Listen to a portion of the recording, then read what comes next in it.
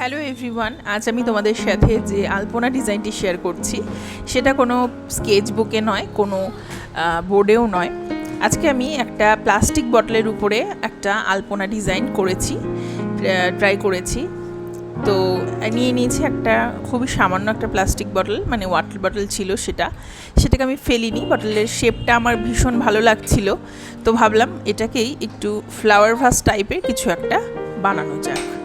তো প্রথমেই আমি বটলের স্টিকারটাকে ভালো করে তুলে নিয়েছি, তারপর তার উপর দিয়ে দিচ্ছি জেসো, আর জেসোটাকে একটা ব্রাশের মাধ্যমে পুরো বটলে ছড়িয়ে দেবো বা স্প্রেড করে দেবো বা এঁকে নেবো আর কি। আমি এখানে ক্যামেলের জেসো ইউজ করেছি, তোমরা চাইলে যে কোনো রকমের জেসো, যে কোনো কোম্পানির জেসো ইউজ করতে পারো।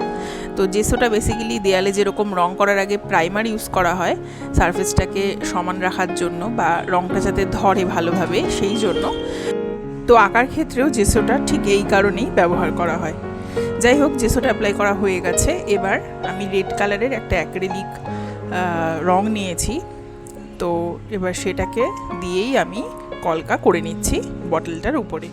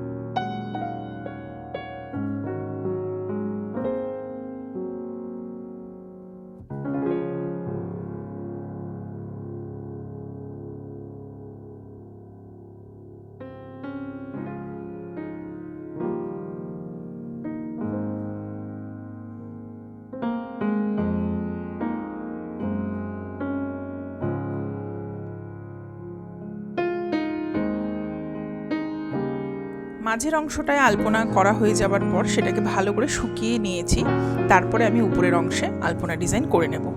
না হলে ভেজা অবস্থায় বা রঙটা না শুকানো অবস্থায় যদি ডিজাইন করি, সেক্ষেত্রে রঙটা এদিক ওদিক লেগে যেতে পারে, ছড়িয়ে যেতে পারে, সেক্ষেত্রে কাজটা একদম খারাপ হয়ে যেতে পারে। তো সেই জন্য একটু সময় লাগলেও এইভাবেই করে নিচ্ছি। আর তাছাড়া অ্যাক্রিলিক রং শুকাতে বেশিক্ষণ সময় লাগে না, খুব তাড়াতাড়ি শুকিয়ে যায়। আজকের এই বটলটার মধ্যে আমি একটা গাছ রাখবো বলে ঠিক করেছি। প্রথমে ভেবেছিলাম যে আর্টিফিশিয়াল ফুলের তোড়া রাখবো, পরে ভাবলাম যে না, একদম জ্যান্ত ফুলের নয়, একটা গাছের ডাল আমার রাখার খুব ইচ্ছে হলো পরে। তো সেটাও তোমাদের সাথে শেয়ার করেছি, তোমরা ভিডিওটা দেখতে থাকো, তাহলেই দেখতে পাবে এন্ডে গিয়ে।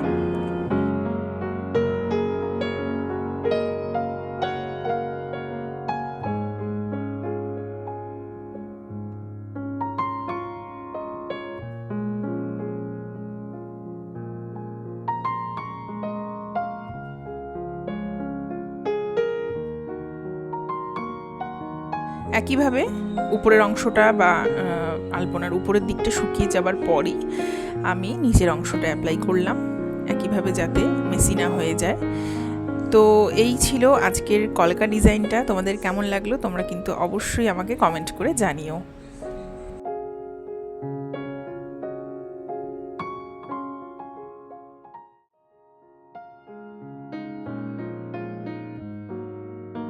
আর আমি ফ্লাওয়ার ভাসে কি গাছের ডাল রেখেছি সেটা তোমরা কমেন্ট করে আমাকে জানাবে। আমি জানি, আশা করি তোমরাও জানো। তো চলো, কাজটা ভালো লেগে থাকলে অবশ্যই একটা লাইক করে, সাবস্ক্রাইব করে, ফলো করে পাশে থেকো। টাটা।